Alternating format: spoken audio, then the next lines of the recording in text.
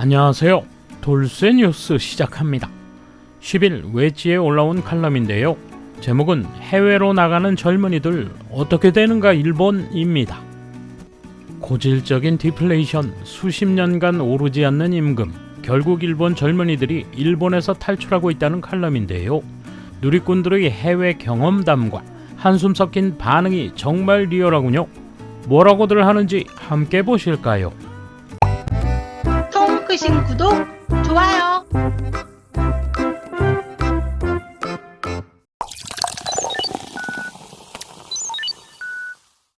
일본인의 평균 연봉은 2000년부터 20년간 433만 엔에서 461만 엔으로 제자리 걸음이다. 언뜻 보면 큰 변화 없이 디플레이션이 계속되어 온 일본인 만큼 국내에서만 생활하는 것은 문제가 없을지도 모른다. 그러나 세계적으로 이 나라는 어느새 싸구려 나라로 변한 것이다. 이런 가운데 미래의 일본에 희망을 품지 못하고 해외로 돈을 벌러 가는 일본인이 늘고 있다. 이들 중 상당수는 이대로는 살 수 없다는 위기감을 갖고 있다. 돈벌이 대국은 옛말, 돈을 벌러 나가는 일본인. 많은 외국인들의 돈벌이 대국이었던 일본에서 노동자들이 빠져나가는 시대가 오리라고 누가 예상했을까? 1980년대 초부터 버블 경제에 돌입했을 무렵 일본은 필리핀이나 중국으로부터의 외국인 노동자 수용을 시작했다. 당시 경제 대국인 일본은 노동력 확보를 위해 아시아 국가에서 인재를 모아 이들이 더 나은 수입을 얻을 수 있도록 환경을 제공했다. 동시에 일본의 우수한 기술을 배우게 해 얼마 지나지 않아 귀국시키는 일시적인 일본 체류 허가를 추진해왔다. 세계 2위의 경제력을 유지하고 있던 일본이지만 버블 붕괴에 의한 경기 침체가 찾아왔다. 거기에 가세해 취직 빙하기나 저출산 고령화라는 구도가 경제활동에 타격을 주고 있다. 그러나 한편 구미제국은 2000년대의 경제위기에 직면하면서도 서서히 평균 임금을 올렸다. 일본이 20년간 평균 연봉을 줄이는 가운데 서유럽 국가에서는 100만에서 150만 엔, 미국에서는 250만 엔 가까이 소득을 늘렸다. 그리고 정신을 차리고 보니 일본은 중국이나 한국에 추월당해 인력난에 빠졌을 뿐 아니라 외국과의 경쟁에서 크게 뒤처지고 있던 것이다. 기시다 총리는 성장과 분배의 선순환을 힘껏 주장하지만 일부 일본인은 국내에서 일하는 것에 강한 기대를 갖고 있지 않은 실정이다. 해외 시장으로 눈을 돌려 일본을 떠나온 사람들의 속내는 어떤 것일까?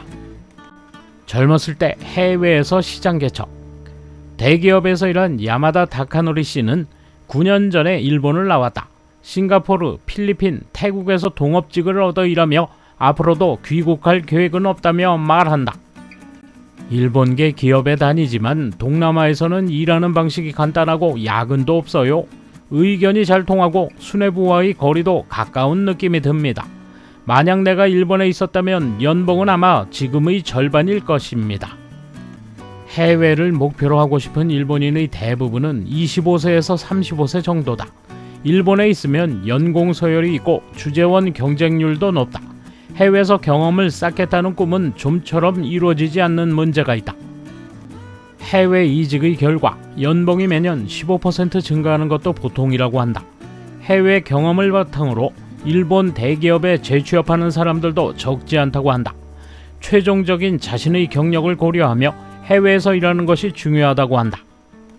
스페인의 두뇌 유출. 해외로 돈을 벌러 나가는 일본인은 앞으로도 계속 늘어날 것으로 예상된다.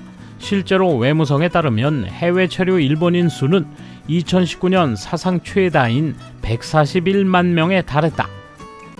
사실 현재의 일본과 비슷한 상황이 2007년부터 2017년까지 스페인과 이탈리아에서 벌어졌다. 사상 보기 드문 남유럽 경제 위기로 스페인에서는 청년 실업률이 55%대까지 치솟았다. 당시 국외로의 두뇌 유출이 사회 문제였다. 대학과 대학원을 졸업한 스페인인 8만 7천여 명, 이탈리아인 13만 3천여 명이 임금이 높은 독일과 영국으로 나갔다. 대형 자동차 회사 등에서 근무하기도 했고 배운 분야와 무관한 웨이터나 베이비시터로 일하는 대졸자도 넘쳐났다. 경제 위기가 사라진 후 스페인으로 돌아온 노동자들은 무엇을 느꼈을까? 런던에서 운송 업무를 했던 한 경험자는 모국으로 돌아갔다가 변함없이 싼 임금과 사풍에 깜짝 놀라 다시 영국으로 향했다고 한다. 이 상황은 일본의 장래를 비추는 거울로도 보인다. 디플레이션 경제에서 벗어나지 못하면서 임금이 전혀 오르지 않았던 20년간의 대가가 돌아오고 있다. 외국에 나간 일본인들이 돌아왔을 때 개선을 느낄 수 있을까? 노동자들에게 매력적인 나라가 되지 않는다면 사람들은 국외에 머물 것이고 그곳에 영주할 수 있는 선택지를 취할 것이다. 이를 막기 위해 우선 임금 인상을 최우선 과제로 삼아야 한다. 그렇지 않으면 일본의 미래는 없을 것이다.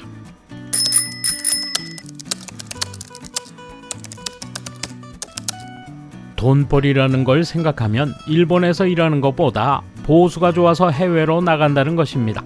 이렇게 경제적인 풍요를 얻고 싶다든가 해외에서 활약할 수 있는 비즈니스 스킬을 얻고 싶다든가 하는 목적도 있을 것입니다.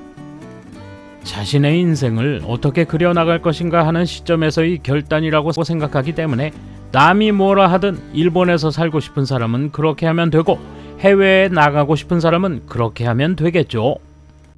이 기사를 읽으면서 어렴풋이 보이는 것은 일본계 기업들이 수익을 얻기 위해 미국 등 선진국이 아니라 개발도상국에 진출한 것이다.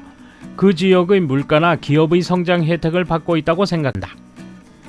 일본이 고령화되니 그 길을 선택하는 노동자가 늘었기 때문이다. 그건 세계와의 경쟁에서 이길 수 없게 된다는 이야기다. 본래 새롭고 편리한 것은 자꾸 도입하는 게 좋지만 일본은 기득권층이나 변화를 싫어하는 층이 방해하고 있다. 일본은 이미 세계의 변화를 따라가지 못한다는 걸 실감한다. 저도 지난 10년의 절반 이상을 주재원이나 출장 등으로 해외에서 생활했습니다. 이 기사대로 해외에 있으면 일본이 상대적으로 가난해진 것을 더욱 느낍니다. 안타까운 건 일본인을 대상으로 한 장사들이 점점 사라지고 있다는 것입니다. 지금 아시아인들은 일본어를 배워서 일본인을 위한 장사를 하는 것보다 그냥 현지를 위한 장사를 하는 것이 더 짭짤해서겠죠. 10년 만에 이렇게 광경이 달라질 수 있을까 싶을 정도로 해외는 변화가 빨라요. 다음 10년 안에 어떻게 될지 일본인에게는 힘들겠지만 저는 해외에서 계속 일할 생각입니다. 우리 가족은 5년 전에 모두 일본을 떠났습니다. 저에게는 아이가 있고 일본의 어두운 미래에 불안감을 느껴 아이들을 일본에서만 살 수 있는 어른으로 만들어버리면 안 된다고 생각했기 때문입니다.